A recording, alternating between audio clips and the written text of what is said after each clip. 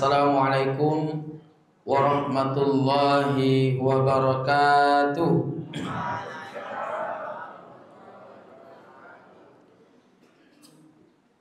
Bismillah, alhamdulillahi rabbil alamin, allazi khalaqal insana 'allamahul bayan, asy-syamsu wal qamaru bihusban, wan najmu wasyajaru yasjudan.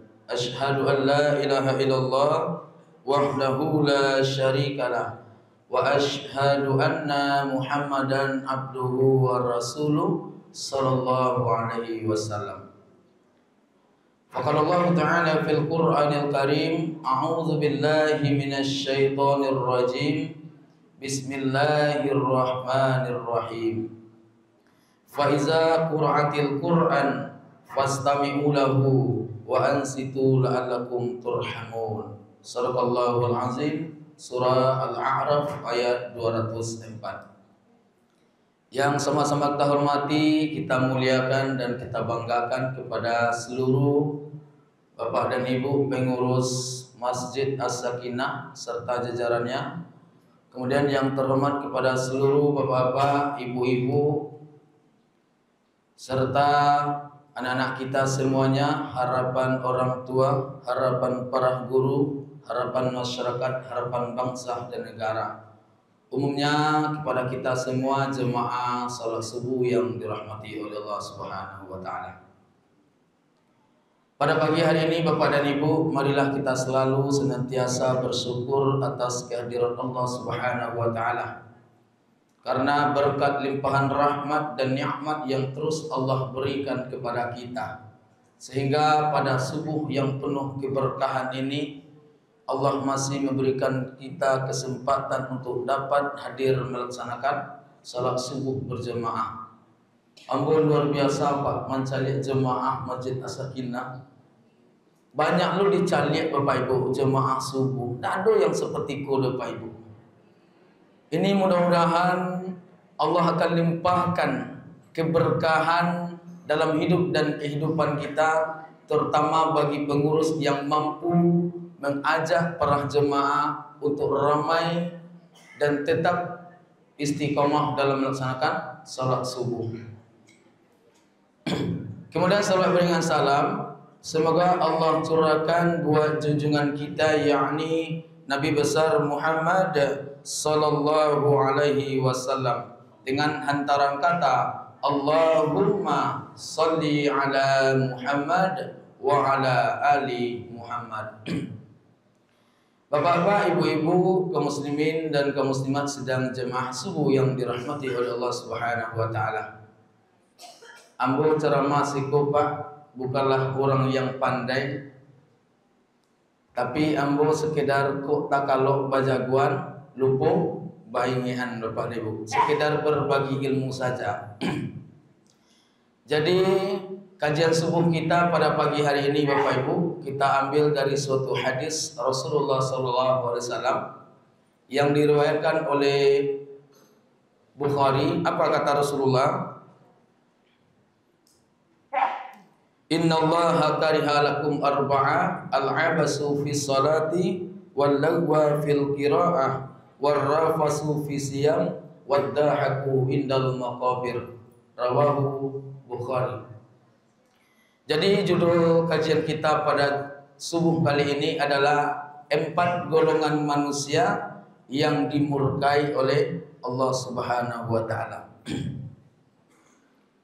Bapak dan Ibu yang dirahmati oleh Allah Subhanahu wa taala, berbicara masalah kemurkaan, ketika Allah murka kepada manusia, berarti Allah itu sangat benci dan sangat marah. Ketika Allah sudah murka kepada kita, apapun yang kita lakukan, apapun yang kita perbuat, dan apapun yang kita kerjakan, maka semua yang kita lakukan itu tidak ada nilainya di mata Allah Subhanahu wa taala. Semua Bapak Ibu, Bu, lain pernah berang ke orang Bu? Lain Bu. Yang namanya hidup dan kehidupan Bapak Ibu, ada berang, ada sayang, ada banci, ada kasihan Bapak Ibu. Ketika wak berang kakauran Bapak Ibu, apapun yang dia perbuat, apapun yang ia lakukan, dah enak saja di mata kita. Ya nak bu? Contoh, ada kawan awak atau tetangga awak Bapak Ibu. Inyo biasa keluar rumah biasa saja, tidak pernah pakai badak, tidak pernah pakai listrik. Kini nyo menggaya luar biasa Pak Ibu. Pakai badak luar biasa, pakai listrik de merah warna ranca. Tapi di lantaran wak berangkai nyo, kecewa deh. Rancanya lah. Ini nak laki dia ni cari kau. Aku deh berang wak kau orang. Ada orang menyumbang, ada orang berinfak di masjid dan musala. Lantaran kita marah, benci kepada seseorang, maka semua itu sebagai semuaan bagi kita. Apalagi ketika Allah sedang murka kepada kita. Jadi siapa orang yang dimurkai oleh Allah, kata Rasulullah, yang pertama al-abasu fi sholati, yakni orang-orang yang bermain-main dalam melaksanakan salat. Ini pertama Bapak dan Ibu. Menurut jumhur ulama mentafsirkan tentang al-abasu fi sholati ini, yakni orang-orang yang bermain-main dalam melaksanakan salat, ada 3 kategorinya Bapak dan Ibu. Siapa yang pertama kata jumhur ulama? Yang pertama yakni orang yang salatnya selalu menunda-nunda waktu salat atau mengulur-ulurkan waktu salat Bapak Ibu. Lajale waktu subuh jam 5 lewat 5 menit Bapak Ibu, apalagi pada bulan suci Ramadan. Kita siap makan sahur. Alangkah baiknya kita pergunakan, kita manfaatkan waktu ini dengan sebaik-baiknya, memperbanyak zikir dan istighfar kepada Allah. Tapi nak do Bapak dan Ibu, baru kanyang mato mengantuk kok dapik disadar lama bana lalu Pak, akhirnya tak tidur. Jago jam berapa Bapak Ibu? Jago jam 6:30 atau jam 7. Ini sengaja kita Bapak Ibu mengulur-ulurkan atau menunda-nunda waktu salat. Kemudian Bapak dan Ibu, dalam hidup dan kehidupan kita, apapun profesi kita, apapun pekerjaan kita Bapak Ibu, yang namanya waktu istirahat jam 12, kita mesti istirahat dulu. Ini banyak dalam hidup dan kehidupan kita lihat Pak. Apalagi di kantor-kantor ini, mohon maaf perlu kami sampaikan. Orang sudah azan, Allahu Akbar, Allahu Akbar. Ini muazzin memandangkan azan. Memang pada prinsipnya muazzin memandangkan azan, dan pada hakikatnya adalah Allah yang memanggil, mengingatkan umat manusia, hamba-hambanya, supaya meninggalkan segala apa kehidupan di atas dunia. Kadang banyak di antara dalam melaksanakan rapat, ya tak Pak? Orang azan kecil pimpinan rapat, kita tunda sebentar dulu, kita dengarkan suruhan azan. Selesai Bapak Ibu rapat, selesai orang azan, maka rapat dilanjutkan. Bukan diperintahkan, bukan diinstruksikan, bukan disuruh anggotanya untuk melaksanakan salat, malahan dilanjutkan rapat, sehingga banyak orang yang salat setengah 2 Bapak dan Ibu. Inilah yang dimurkai oleh Allah Subhanahu wa taala. Maka kata Allah Subhanahu wa taala, fawailul lil musallin. Neraka wel bagi orang-orang yang melalaikan salat. Atau neraka wel bagi orang salat, allazina hum an salatihim sahun, yakni orang yang lalai dalam melaksanakan salatnya. Coba kalau bercermin Bapak Ibu, kita lihat di negeri atau di kota Mekah. Di kota Mekah Bapak Ibu, sesibuk apapun pekerjaannya, siapapun tamu yang hadir, yang datang ketika itu Bapak Ibu, ketika azan berkumandang, ia tinggalkan Baik urusan jual beli Bapak Ibu tidak pernah ia tutup, terbuka saja dia datang ke masjid. Malahan mohon maaf Bapak Ibu, ini sebagai pelajaran bagi kita. Seorang presiden kita datang ke sana yang disambut baik oleh Raja Salman. Ketika azan dia tidak menyambut baik dulu, dia langsung menuruti perintah Allah. Maka di kota Mekah, negeri yang aman, tidak ada yang maling sedikit pun Bapak Ibu.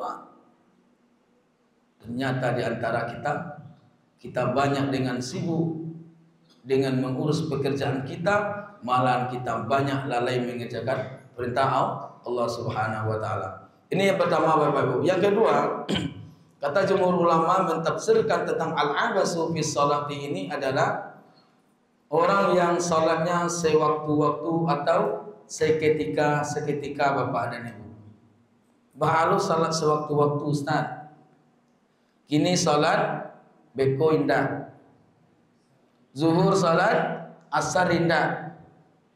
Ketika Ramadan hadir, ketika Ramadan datang Bapak dan Ibu, ini luar biasa rajinnya kita, semangatnya kita beribadah kepada Allah. Tapi sayang, beribu kali sayang, setelah Ramadan selesai, maka salatnya juga selesai. Ini kan permainan Allah Bapak Ibu.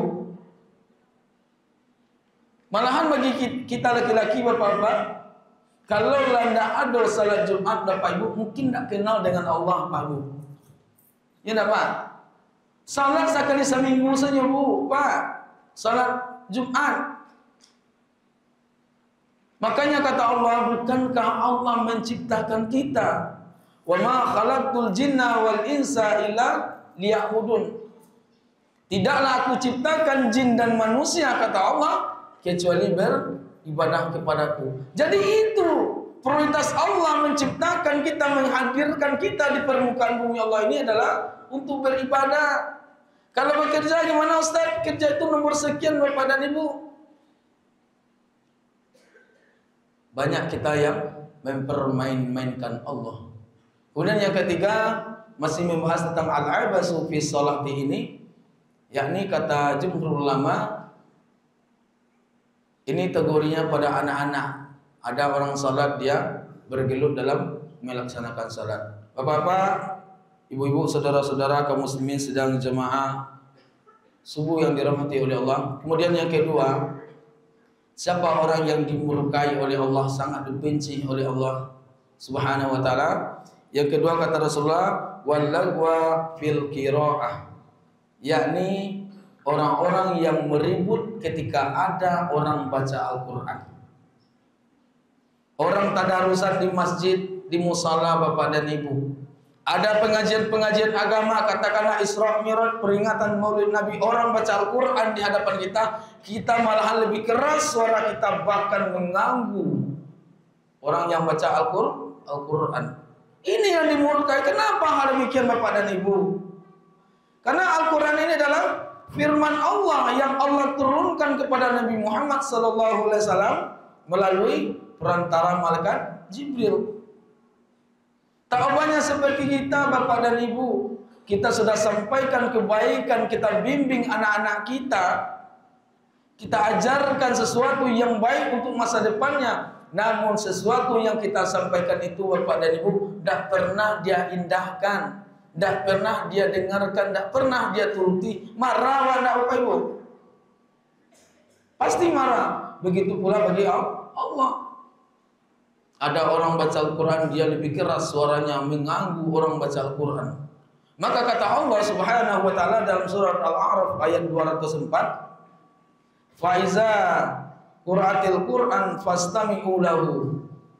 Maka apabila ada orang baca Al-Quran, fastami'u lahu, maka dengarkanlah dan perhatikanlah baik-baik, la'allakum turhamun. Mudah-mudahan kamu mendapat rahmat.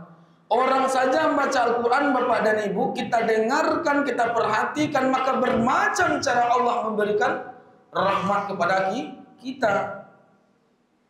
Kita bisa hadir ke masjid ini Bapak Ibu karena rahmat dari Allah. Kita mampu membangun rumah yang bagus, Beli mobil yang bagus itu karena rahmat dari Allah, keberkahan yang Allah berikan Bapak dan Ibu. Jikalau itu yang Allah cabut, keberkahan itu yang Allah cabut, wallahu a'lam bishawab, apa yang terjadi bagi kita? Hadirin yang dirahmati oleh Allah Subhanahu wa taala, maka betapa istimewanya Al-Qur'an Bapak Ibu, mendengar saja diberi rahmat oleh Allah, apalagi bagi kita yang membacanya.